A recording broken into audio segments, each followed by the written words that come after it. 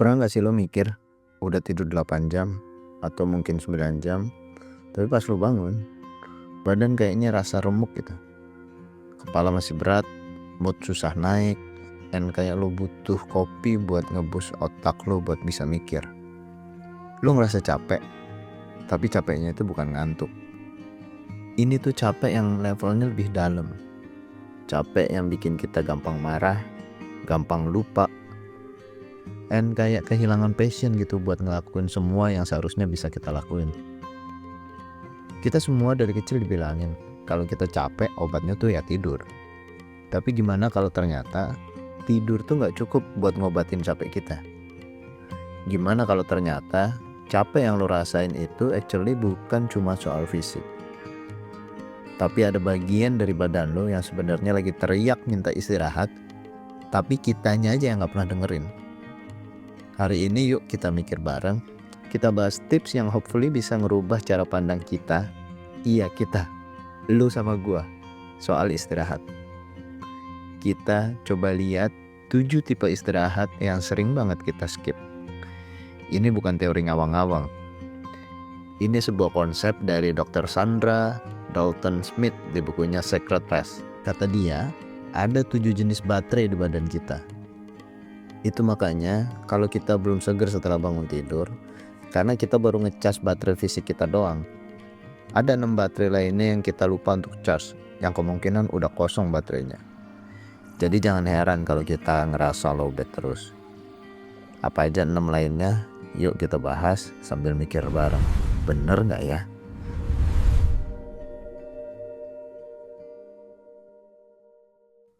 Istirahat fisik. Oke. Yang pertama obviously istirahat fisik. Istirahat fisik itu ada 2 macam. Yang pertama pasif, ya kayak tidur itu sendiri. Itu non-negotiable. Waktunya badan kita untuk recovery sel, ngebenerin jaringan, dan ngunci memori. Tapi ada juga yang aktif. Nah, ini nih yang sering kita lupain. Apalagi buat kita yang kerjanya lebih banyak duduk, ngetik, atau ngeliat layar. Kita mungkin ngerasa nggak ngerjain kerjaan fisik, tapi badan kita tuh sebenarnya lagi disiksa pelan-pelan. Badan pegel-pegel, leher kaku gara-gara kelamaan liatin laptop, mata perih, bahu tegang. Itu tuh semua sinyal kalau tubuh lo butuh istirahat fisik yang aktif, bukan cuma rebahan. Lalu gimana caranya? Nggak harus ribet. Lo nggak harus langsung daftar gym. Bisa stretching dikit di sela-sela kerja, 5 menit aja. Putar-putar leher, regangin tangan ke atas. Atau pas nunggu kopi dibikin, jangan lihat HP lo, tapi coba jinjit-jinjit bentar. Sesimpel itu. Jalan kaki keliling kompleks sambil dengerin musik juga udah termasuk istirahat fisik yang aktif, dan bagus banget. Tujuannya untuk ngebangunin lagi badan lo, ngingetin dia kalau dia lebih dari sekedar kursi buat otak lo. Istirahat mental. Yang kedua, istirahat mental. Nah, ini nih sering banget jadi biang keroknya. Pernah nggak lo lagi liburan ceritanya mau healing, tapi otak lo malah sibuk mikirin deadline hari Senin, presentasi yang belum kelar, atau cicilan bulan depan. Itu tuh rasanya kayak 20 tab browser yang kebuka di kepala lo, dan lo nggak bisa nutup satupun. Bikin pusing, bikin cemas. Otak kita tuh, apalagi untuk kita yang tinggal di kota besar, kayak nggak pernah berhenti kerja. Dari pagi sampai malam ada aja yang dipikirin. Istirahat mental tuh bukan berarti lo harus berhenti mikir, itu mustahil. Tapi ini tuh soal ngasih istirahat ke otak lo, biar nggak on terus di mode problem solving. Caranya simpel. Coba deh lo lakuin brain dump sebelum tidur. Lo ambil buku, tulis semua unek-unek lo di kertas. Nggak usah bagus-bagus, coret-coret aja. Tujuannya adalah mindahin awan atau kabut di otak lo, kekhawatiran di dalam kepala lo ke selembar kertas. Biar besok pagi langit di otak lo lebih cerah. Atau pas kerja, pakai metode Pomodoro. 20 menit duduk, fokus, 5 menit istirahat total. Dan di 5 menit itu beneran istirahat. Jangan buka sosial media, jangan lihat handphone. Lebih baik lo lihat keluar jendela, dengerin lagu, atau sekedar diam. Kasih napas ke otak lo. Jangan disuruh kerja terus. Istirahat sensorik. Yang ketiga, istirahat sensorik. Coba deh lo notice sekitar lo sekarang. Layar laptop yang terang, notif HP yang gak ada habisnya, suara bising jalanan, orang-orang lagi ngobrol mungkin. Semua itu adalah data yang harus diproses sama otak kita. Nah, kalau data yang masuk kebanyakan, otak kita tuh jadi kewalahan. Dan ini nguras energi kita banget tanpa kita sadar. Ini yang bikin kita kadang ngerasa pusing dan gampang marah di akhir hari tanpa tahu sebabnya. Istirahat sensorik ini soal gimana caranya kita ngurangin semua stimulasi itu. Ini tuh kayak puasa buat indera-indera kita. Coba deh lo pejamkan mata lo barang semenit di tengah hari yang hektik. Atau pas lo lagi makan, ya makan aja. Jangan sambil nonton atau nyekrol.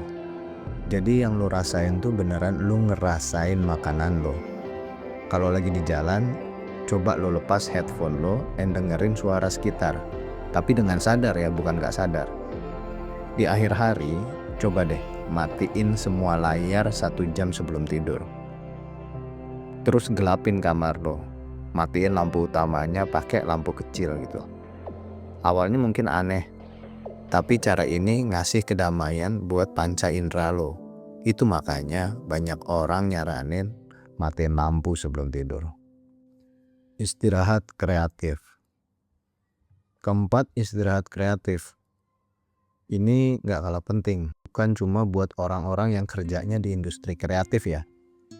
Jadi siapapun yang butuh mikirin solusi, kayak dari programmer yang debugging code sampai manajer yang ngatur tim, itu butuh kreativitas. Pernah gak lu ngerasa mentok, buntu, gak ada ide sama sekali? Semua kerjaan rasanya jadi rutinitas yang ngebosenin. Bisa jadi sumur kreativitas lu tuh emang lagi kering aja, butuh diisi ulang. Kreativitas itu kayak otot, butuh istirahat buat bisa tumbuh lebih kuat. Istirahat kreatif itu bukan berarti lo harus ikut kelas seni ya. Bukan. Ini tuh soal gimana lo nikmatin keindahan. Ya, buat dinikmatin aja. Gak ada target, gak ada tujuan lain.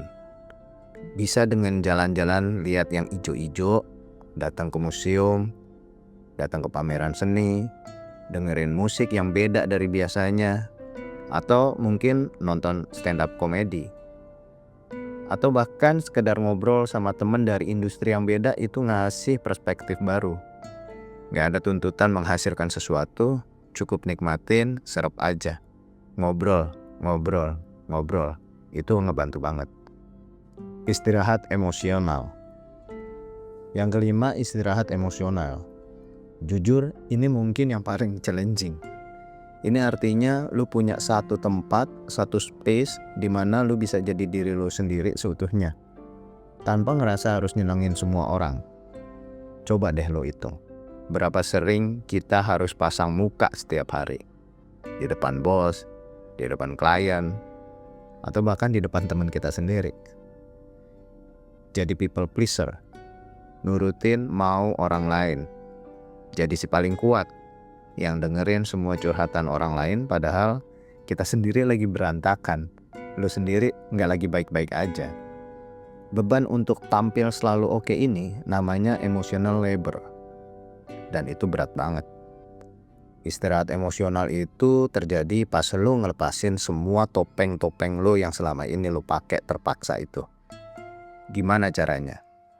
Coba deh, at least satu orang di hidup lo, entah itu pasangan, sahabat, atau terapis, yang bisa lo percaya buat cerita apa adanya tanpa dijudge atau langsung dikasih solusi. Jadi fungsi mereka tuh hanya dengerin lo aja, dengerin. Gak perlu respon, gak butuh solusi juga kan lo.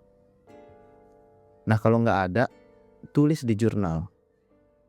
Jurnal itu kayak ngobrol sama diri lo sendiri.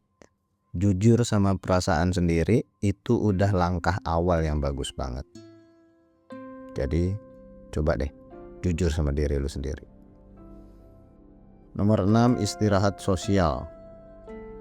Kita emang makhluk sosial, tapi interaksi sama orang itu butuh energi. Dan kita harus sadar, gak semua interaksi sosial itu sama. Ada orang yang bikin kita semangat, tapi ada juga yang setelah ketemu, energi kita tuh kayak kesedot abis gitu. Istirahat sosial itu soal pinter-pinter milih. Ini tuh bukan cuma soal introvert butuh sendiri atau ekstrovert yang butuh keramaian. Bukan. Ekstrovert itu bisa merasa capek loh kalau terus-terusan ada di acara networking yang isinya cuma basa-basi. Jadi sama aja sebenarnya.